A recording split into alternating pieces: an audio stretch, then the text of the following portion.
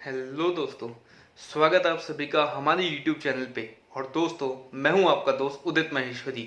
और दोस्तों, आज के इस वीडियो में हम लोग डिस्कस करेंगे एलेम्बिक फार्मा के बारे में। लेकिन दोस्तों, इस वीडियो को शुरू करने से पहले अगर आप लोगों ने अभी तक इस चैनल को सब्सक्राइब नहीं किया है तो प्लीज़ इस चैनल को सब्सक्राइब करना ना भूलें और साथ ही में प्रेस करें बेल आइकन को भी, जिससे कि इस चैनल पे अपलोड होने वाले कोई से भी वीडियो का नोटिफिकेशन आप तक पहुंच जाए और आपसे कोई भी वीडियो मिस ना हो। तो आइए दोस्तों, अब हम शुरू करते हैं एलेम्बिक फार्मा का एनालिसिस।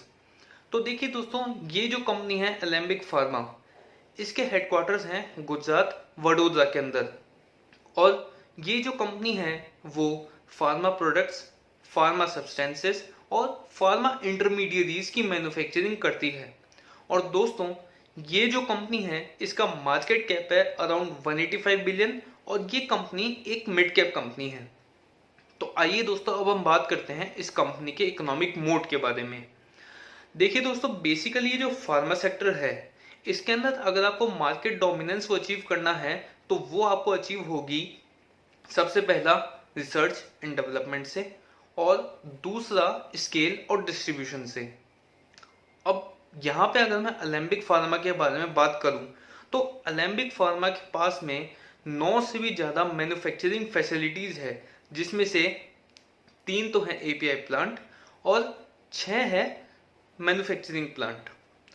अब दोस्तों, अगर अब हम लोग इसके अलावा देखें तो इस कंपनी के पास में 14 से भी ज़्यादा सब्सिडरीज है और 5,000 से भी ज़्यादा इसके पास में फील्ड की स्ट्रेंथ है।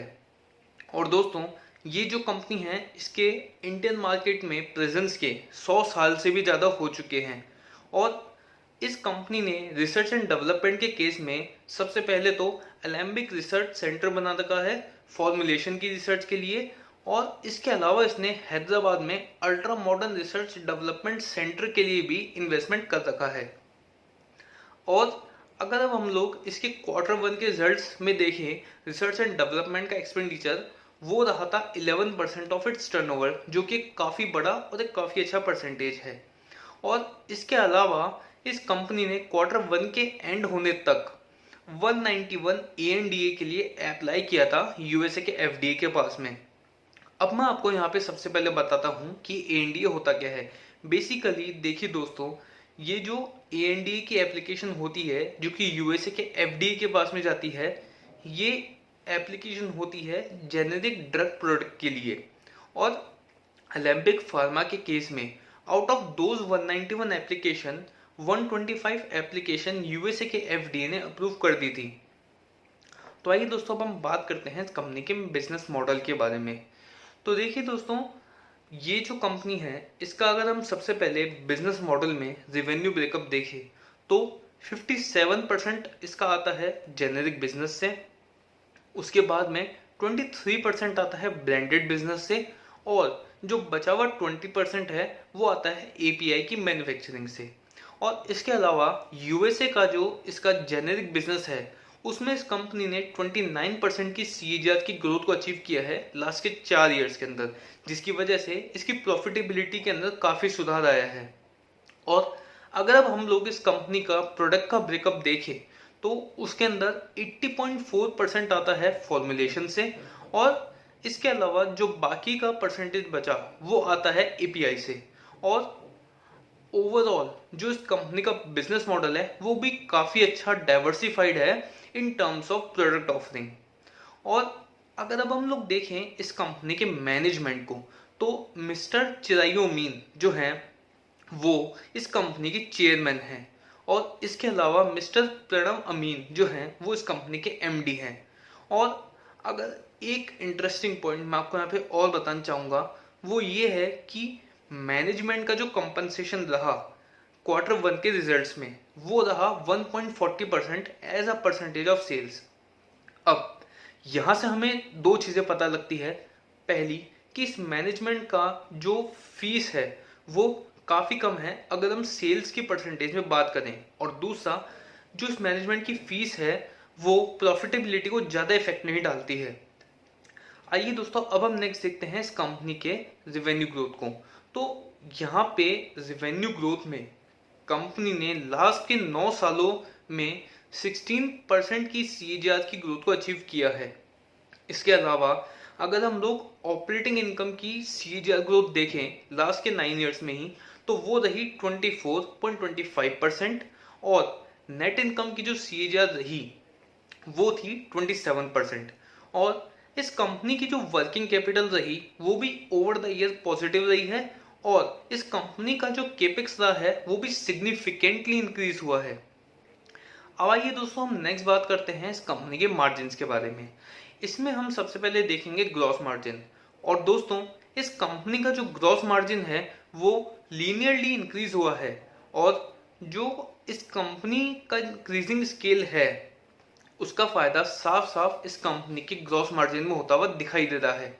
और इसके अलावा जो भी इस कंपनी के दूसरे मार्जिन रेशियोज हैं along with return on assets, उन सब में भी एक हेल्दी ग्रोथ हुई है। और इसकी वजह रही इस कंपनी के नए डोसेज फॉर्म्स और इसके अलावा नए ज्योग्राफिकल एरियाज में भी इस कंपनी ने एक्सपेंड किया था। उसकी वजह से इन सभी रेशियोज के अंदर काफ़ी इंप्रूवमेंट आई है।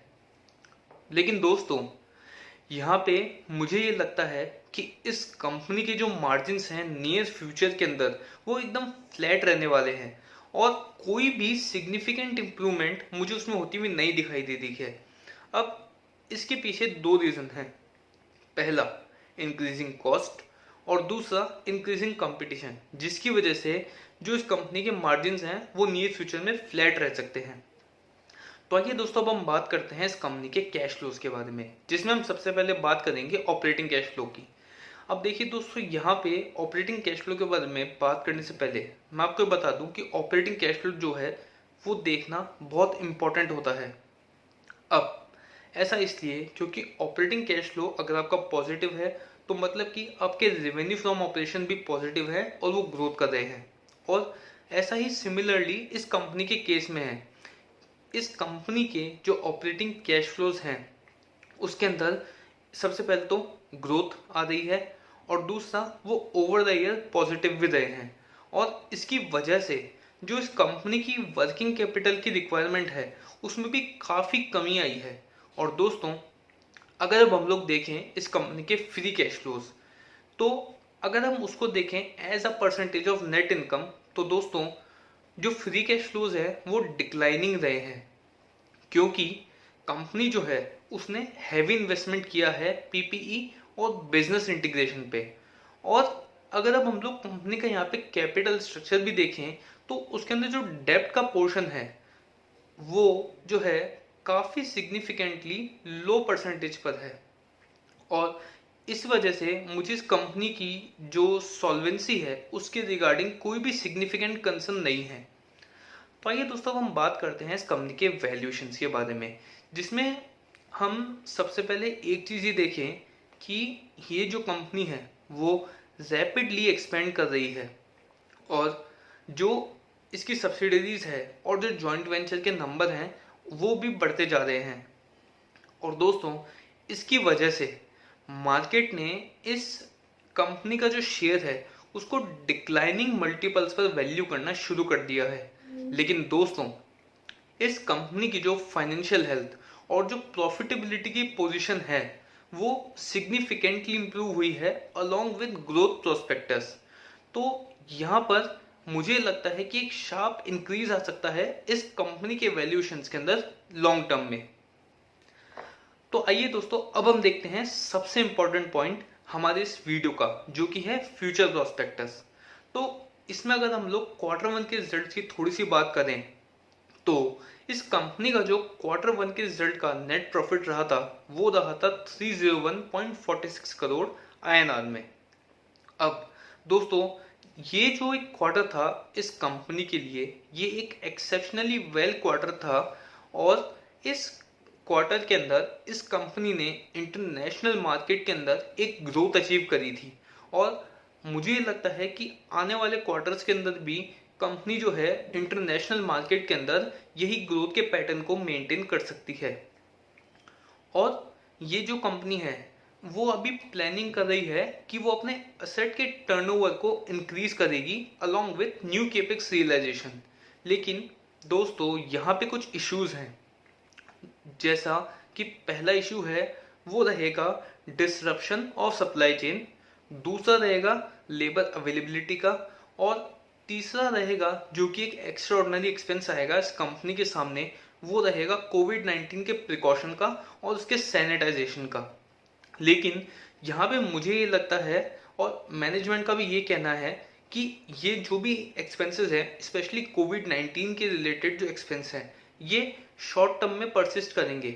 लेकिन दोस्तों यहाँ पे ये जो कंपनी है इसकी one of the best financial और प्रॉफिटेबल पोजीशन है अपने सेक्टर में, यानी कि फार्मा सेक्टर में, और जो ग्रोथ प्रोस्पेक्टस हैं इस कंपनी के वो भी काफ़ी अच्छे हैं।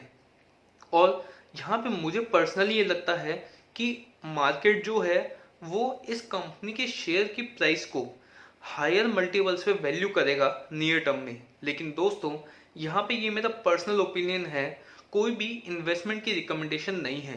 प्लीज़ अगर आप लोगों को इस कंपनी में इन्वेस्ट करना हो तो अपनी खुद की रिसर्च करना ना भूलें या अपने फाइनेंशियल एडवाइजर को कांटेक्ट करें। तो दोस्तों यहाँ पर अब हम इस वीडियो को समाप्त करते हैं। उम्मीद है कि ये वीडियो आपको जरूर पसंद आया होगा।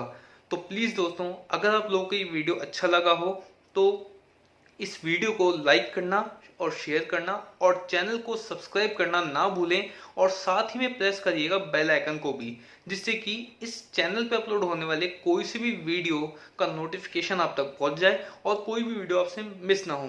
तब तक के लिए धन्यवाद।